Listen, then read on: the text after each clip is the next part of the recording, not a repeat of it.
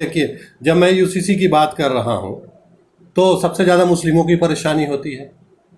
3 तलाक की बात में इनको परेशानी होती है। क्या बोलते हैं उसको, जो सीए था उस पर मुस्लिमों को परेशानी हो रही थी।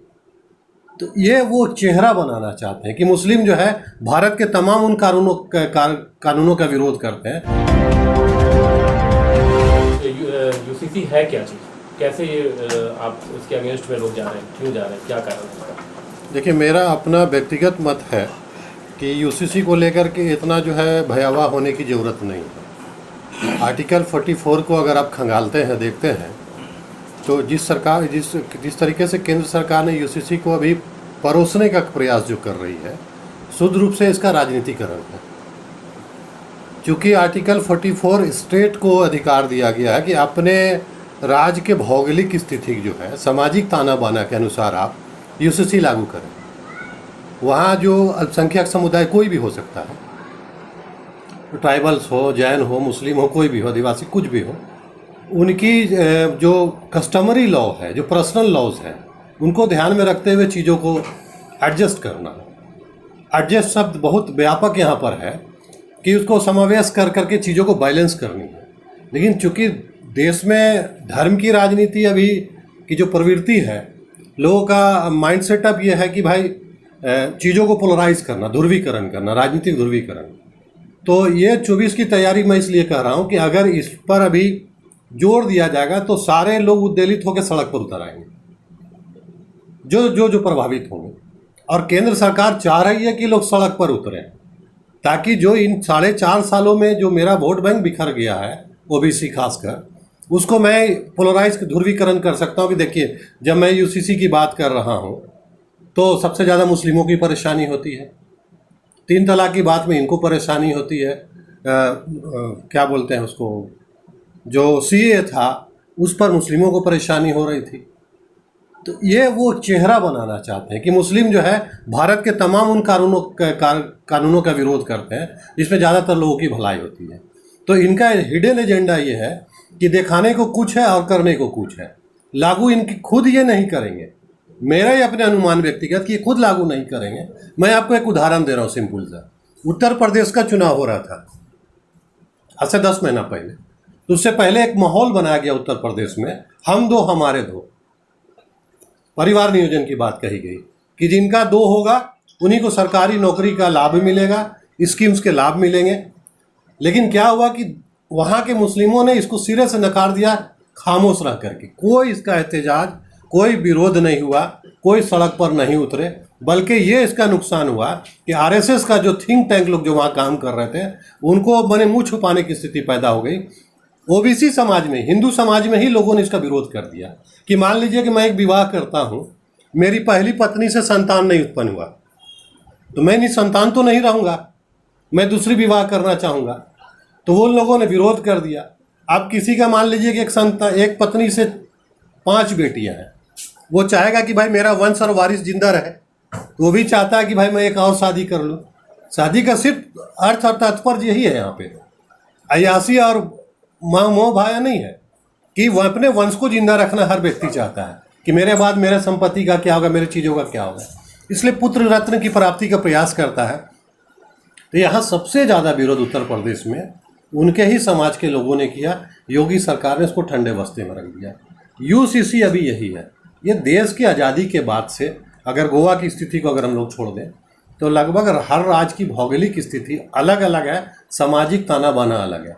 अगर इसके लागू होने से हमको लगता है कि देश के 12 करोड़ आदिवासी जो परिवार जो है प्रभावित होंगे, 20 करोड़ से ऊपर मुस्लिम प्रभावित होंगे, 3.5 करोड़ जैन होंगे, करीब 4.5-5 करोड़ सिख होंगे, और भी कई छोटी छोटी जनजातियाँ प्रभावित होंगी। तो इतने लोगों को किनारे रख करके भारत की सरकार कोई बड़ी निर्णय नहीं ले सकती है। उसे ही पता है कि किसान आंदोलन भी मैंने झेला और शाहीन बाग भी झेला, इससे कहीं बड़ा ये आंदोलन हो जाएगा क्योंकि इतने लोग प्रभावित हो रहे हैं। लेकिन केंद्र सरकार की नीयत इस बुनियाद पर साफ नहीं है कि केंद्र सरकार की कथनी और करनी में फर्क है। वो चुनाव में किस मुंह से जाएगी। महंगाई आपने कम किया नहीं, भ्रष्टाचार चरम पर है, पब्लिक सेक्टर्स को आपने बेच दिया है, जनहित की कोई बात नहीं होती, प्रधानमंत्री खाली मन की बात करते हैं, जन की कोई बात नहीं करते हैं, जो मन में आता है उसकी बात करते हैं। इन तमाम चीज़ों को ढकने के लिए, छुपाने के लिए, और हिंदू जो सेकुलर हिंदू हैं, जो सहिष्णु हिंदू हैं, उनकी मानसिकता को वोट किंग व्यवहार के रूप में जो है, मत व्यवहार के रूप में उनको एंटी मुस्लिम एक सिनेरियो खींचना है, दृश्य खींचना है। इसलिए पूरे ताना बाना को सेट किया जा रहा है कि यूसीसी लागू करेंगे। अभी कानून मंत्रालय देश का इस पर जो है ओपिनियन मांग रहा है कि लोग भेजें इसको, आइदर यू विल एक्सेप्ट या रिजेक्शन, आप रिजेक्ट करते हैं या इसको एक्सेप्ट करते हैं। वो सुझाव ले रहा है। सुझाव के बाद फिर बहुत लंबी प्रक्रिया के बाद वो कैबिनेट में जाएगा, कैबिनेट के बाद वो लोकसभा राज्यसभा से पास होगा, फिर राष्ट्रपति की मंजूरी लगेगी कि नहीं लगेगी। क्योंकि इसमें ट्राइबल का सबसे व्यापक मामला ये है कि इनका अपना कस्टमरी लॉ होता है, ठीक है, क्योंकि हर स्टेट में अलग अलग कस्टमरी लॉ है इनका। तो ये कोई आसान काम नहीं है। और कस्टमरी लॉ का खुद जो कस्टडियन संरक्षक जो होता है देश का राष्ट्रपति, अलग अलग राज्यों में उसका गवर्नर होता है। इसलिए इतना आसान नहीं है। भाजपा का खुली रूप से ये 2024 का राजनीतिक एजेंडा है। वो चाह रहा है कि इससे प्रभावित लोग सड़क पर उतरे और मेरा काम आसान हो जाए। लेकिन मुस्लिम बुद्धिजीवियों ने, आलिम उलमा ने, बड़े विभिन्न संगठनों ने यह निर्णय लिया है कि हम इसका पुरजोर विरोध करेंगे, लेकिन सड़क पर उद्वेलित होकर के हम नहीं करेंगे। इस पर लोग अपनी ओपिनियन दे रहे हैं, ईमेल से दे रहे हैं, या जो भी क्लिक कर करके मैसेज भेज रहे हैं कि भाई इसका रिजेक्शन को सपोर्ट करते हैं। तो ये प्रक्रिया चल रही है। मैं स्वागत करता हूँ झारखंड के आदिवासी समाज का कि उन्होंने कल इस बाबत बता दिया है कि हमें ये किसी हाल में मंजूर नहीं है और आगे भी हम इसको तस्लीम नहीं करेंगे। हम इनके साथ हैं, साना बसाना इनके साथ है, हर जगह पर है। मुस्लिमों को इसलिए सिर्फ बोला गया सड़क पर न है क्योंकि मुस्लिम बात थोड़ा ज़्यादा उत्तेजित होते हैं। वो पत्थर चलाते तो सामने से गोली चलती है। 10 जून की घटना आपके सामने है।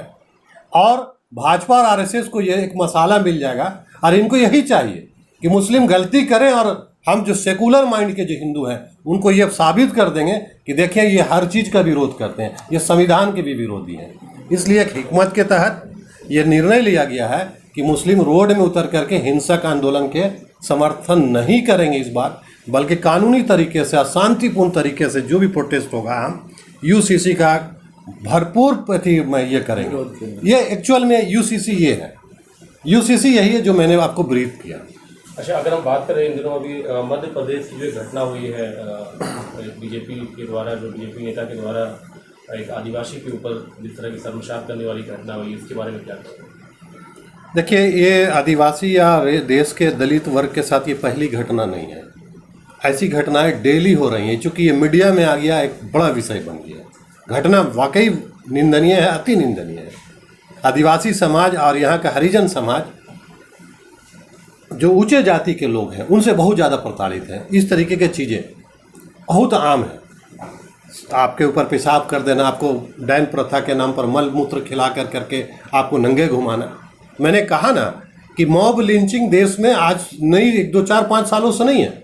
सबसे ज़्यादा आदिवासी महिलाओं का मॉब लिंचिंग डैन प्रथा, डैन विदाई के नाम पर हुआ है।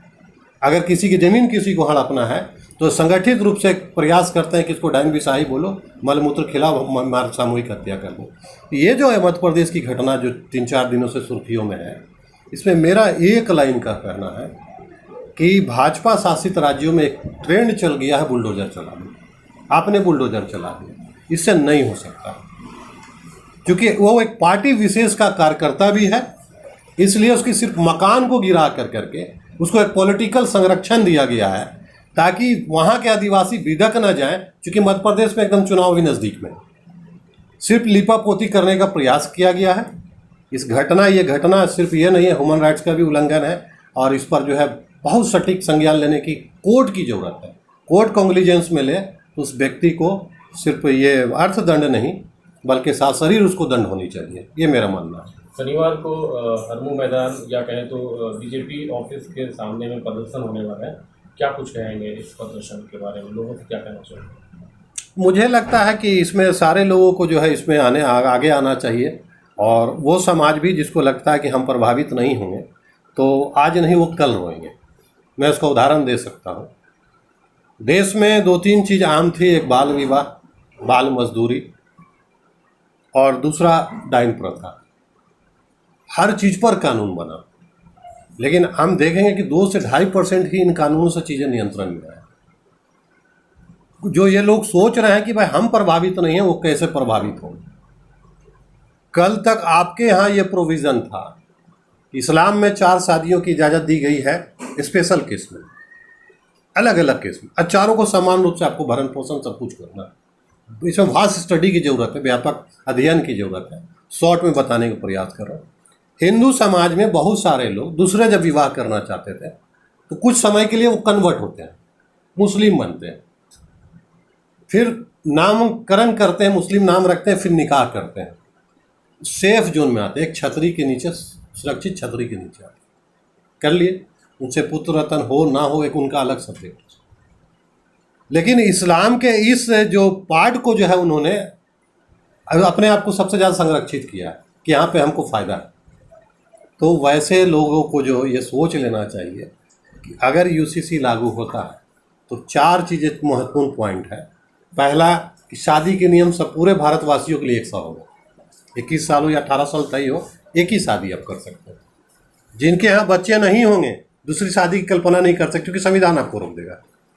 तीसरा बात उत्तराधिकार की बात है, तो उराव में अलग है, मुस्लिमों में है कि भाई 2 हिस्सा अगर लड़के का है तो लड़कियों का 1 हिस्सा, माने इसको 66.6 मिल रहा है तो बेटियों को 33.3 मिलेगा। ये रेशियो है, माने वो माँ और बाप के विरासत में जो है, विरासत में, ठीक है। तीसरा गोद लेने का, इस्लाम में गोद लेने का कोई शरई प्रोविज़न प्रावधान नहीं है, नहीं ले सकते।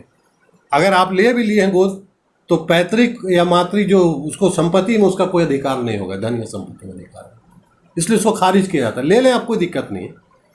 चौथा मसला यहाँ पर है कि जैसे मान लें आप विवाह कर लेते हैं, फिर आपको जाना होगा कोर्ट में तलाक लेने के लिए, आपका अपना कस्टमरी काम नहीं करेगा, आपका 3 तलाक काम नहीं करेगा, आपको मौलवी की ज़रूरत नहीं पड़ेगा, आपको पंडित भगत की ज़रूरत नहीं पड़ेगा, आपको सबसे पहले मैरिज का रजिस्ट्रेशन कराना होगा। सारे चीज़ें ऑनलाइन हुई। हर समाज का अपना एक जुडिक्शन तय है कि हमारे यहाँ विवाह की ये पद्धति है, ठीक है। आप किसी के यहाँ, हमारे यहाँ 14 साल में बालिग हो जाते हैं। साइंटिफिक तरीके से देखें तो सेक्सुअल डेवलपमेंट 14 साल के बाद हो जाता है। 14 साल का लड़का बलात्कार करता है, आम सुनते होंगे, जुवेनाइल केस में अजय जी उसको भेजा जाता है। उसके अंदर सेक्सुअल क्षमता आया, बालिग था तब ना, साइंटिफिक तरीके से बता। अगर 21 साल में उसका सेक्सुअल क्षमता जो है डेवलप करता तो बलात्कार नहीं करना चाहिए। मैं इस पर नहीं जाना चाहता। हर धर्म समाज का एक अपना कस्टमरी पर्सनल लॉ है, उससे भारत सरकार छेड़छाड़ करती है तो सिवाय इस देश में अराजकता की स्थिति पैदा होगी। कोर्ट ये सोच रहे हैं कि भाई एक समान कानून होगा तो कोर्ट पर जो है वो जो लोड है अननेसेसरी पर्सनल लॉ फलाना और कस्टमरी लॉ, इससे हमें राहत मिलेगा। तो माननीय जजों को मैं अनुरोध करूंगा कि आप उल्टी सोच रख रहे हैं, ये आपकी परेशानी बढ़ जाएगी और क्षमता से ज़्यादा केस आएंगे। अभी आपके पास कम से कम 3.5 से 4 करोड़ केस है, मुझे लगता है 100 करोड़ केस आपके पास टेबल में लंबित रहेंगे, आप कुछ नहीं कर सकेंगे।